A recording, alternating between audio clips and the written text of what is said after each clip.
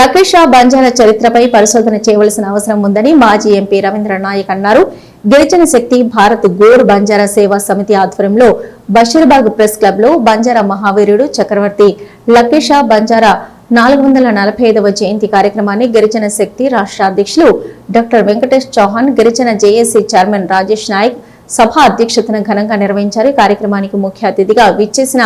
మాజీ ఎంపీ రవీంద్ర నాయక్ మాట్లాడుతూ లకేషా బంజారా గొప్పతనం దేశవ్యాప్తంగా తెలియవలసిన అవసరం ఉందన్నారు. ఆయన విగ్రహాన్ని ఏర్పాటు చేయాలని రాష్ట్ర ప్రభుత్వాన్ని కోరారు. భారత్ గోర్ బంజారా సేవా సమితి జాతీయ అధ్యక్షులు జగన్ నాయక్ మాట్లాడుతూ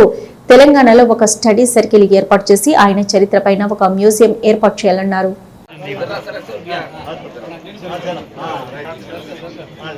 जागो बंजारा, जागो बंजारा,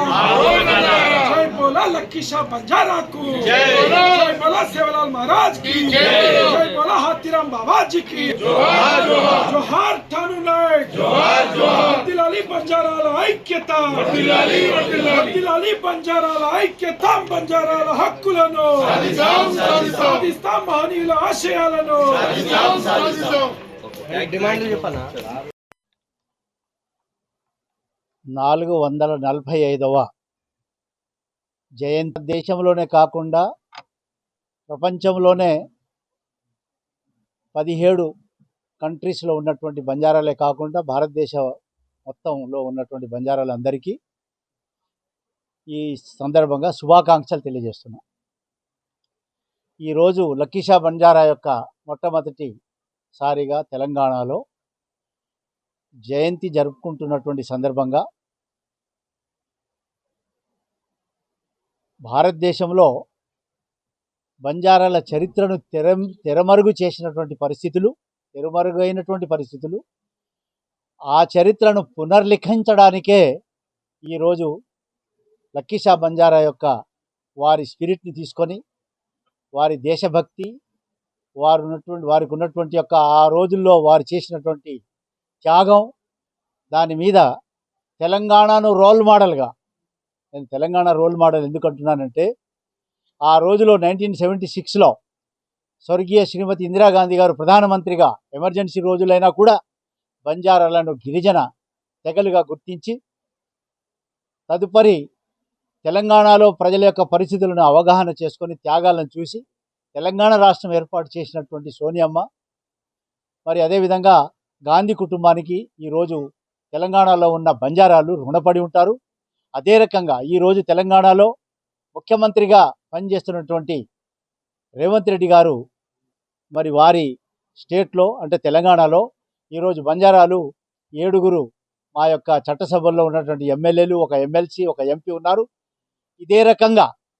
మరి ఇతర రాష్ట్రాల్లో ఎక్కడ ఇంత మరి అవకాశాలు రాలే. సో రేవంత్ రెడ్డి గారి నాయకత్వంలో ఇక్కడ అనేక కార్యక్రమాలు చేపడుతూ రాజకీయంగా తెలంగాణలో ఏ విధంగా అయితే బంజారాలు ముందుకొచ్చినారో ఇదే తెలంగాణను రోల్ మోడల్గా దేశంలో చూపించాలని, దేశంలో బంజారాలను దాదాపుగా 200 పార్లమెంటు స్థానాల్లో బంజారాలు ఉన్నారు దేశంలో మొత్తం మీద ప్రిడామినెంట్గా ఉన్నారు. అదే రకంగా 1000 అసెంబ్లీ స్థానాల్లో ఉన్నటువంటి యొక్క బంజారాలని మేలుకొల్పడానికి తెలంగాణను ఏ విధంగా అయితే రేవంత్ రెడ్డి గారి నాయకత్వంలో తెలంగాణలో అభివృద్ధి దిశ వైపు నడుస్తున్నారో బంజారాలు, ఆ రోజు జయపాల్ రెడ్డి గారి సపోర్టుతో బ్రహ్మానంద రెడ్డి గారిని కన్విన్స్ చేసి ఇందిరమ్మ దయ వల్ల మేము షెడ్యూల్ ట్రైబ్స్ అయినాము. ఈరోజు మరి సోనియమ్మ దయ వల్ల నేను ఆ మూమెంట్లో ఉన్న ఎంపీగా, ఫస్ట్ రాజీనామా చేసిన ఒక ఎంపీగా మరి నేను ఈ రాష్ట్రానికి ముఖ్యమంత్రి అయినటువంటి యొక్క రేవంత్ రెడ్డి గారిని వారి యొక్క మద్దతుతో తెలంగాణను దేశంలో రోల్ మోడల్గా చూపించి దేశం మొత్తం మీద ఈరోజు మోడీ గారు కూడా ఈ మధ్యలో బంజారాల గురించి అనేక మార్లు బంజారాల యొక్క మరి త్యాగాలను, బంజారాలు చేసిన కష్టాలని, బంజారాలు దేశానికి చూపించినటువంటి మార్గాలు ఏవైతే ఉన్నాయో ఆ మార్గాలే రైల్వే మార్గాలుగా ఏర్పడ్డాయి, ఆ మార్గాలే మరి నేషనల్ హైవేగా ఏర్పడ్డాయి. కానీ బంజారాలు కోట్ల మంది, దాదాపుగా 15 కోట్ల మంది బంజారాలు, 16 పేర్లతో పిలువబడే బంజారాలు తెలంగాణ, ఆంధ్ర, ఒరిస్సా, బీహార్, జార్ఖండ్, వెస్ట్ బెంగాల్లో షెడ్యూల్ ట్రైబ్స్గా ఉన్నారు. మా యొక్క ఆస్థస్థలి, మా యొక్క మరి సేవలాల్ మహారాజ్ యొక్క ఆస్థస్థలి ఏదైతే ఉందో పుణ్యక్షేత్రం, అక్కడ మీరు 700 కోట్లతో ఒక నగార మందిరాన్ని మీరు నిర్మించినారు. దానికి మీకు ధన్యవాదాలు తెలియజేస్తూ అదే నగార సాక్షిగా ఈరోజు మేము ఒకటే అడుగుతున్నాం, మోదీజీ మీరు ఒక దిక్కు అంటున్నారు, 1 నేషన్ 1 ఎలక్షన్ అంటున్నారు, 1 నేషన్ 1 కాన్స్టిట్యూషన్ అంటున్నారు, 1 నేషన్ 1 రేషన్ అంటున్నారు, 1 నేషన్ ఎవ్రీబడి 1 ఆల్ అని చెప్పేసి అంటున్నారు. కాబట్టి వై నాట్ 1 నేషన్ 1 బంజారా? బంజారాలను మీరు అందరినీ అన్ని రాష్ట్రాల్లో ఎక్కడైతే షెడ్యూల్ ట్రైబ్ షెడ్యూల్ కాస్ట్ వెళ్ళారో అక్కడ కూడా వాళ్ళను గుర్తించాలని చెప్పేసి వై నాట్ 1 నేషన్ 1 బంజారా అని చెప్పేసి ఈరోజు మేము మోదీ గారికి రిక్వెస్ట్ చేస్తున్నాం. మోదీ గారు మీరు కూడా నిజంగా మా బంజారా లేడ మీకు మరి మీరు చెప్పే విషయాలు నిజమైతే వీళ్ళ యొక్క సమస్యలు ఏవైతే ఉన్నాయో వాటిని మీరు పరిష్కారం చేయాలని చెప్పేసి ఆ దిశగా మిమ్మల్ని కోరుకుంటూ ఈ సందర్భంగా మరొకసారి మరి లక్కీషా బంజారా గారి యొక్క ఆశయాలు బంజారా యోధుడు, గొప్ప చక్రవర్తి, గొప్ప వ్యాపారవేత్త, 16వ శతాబ్దంలో దక్షిణ ఆసియాలోని అత్యంత ధనవంతుడైనటువంటి గొప్ప రాజు, గొప్ప ఆర్కిటెక్ట్, గౌరవనీయులు పెద్దలు లక్కీషా బంజారా గారు వారి త్యాగాలను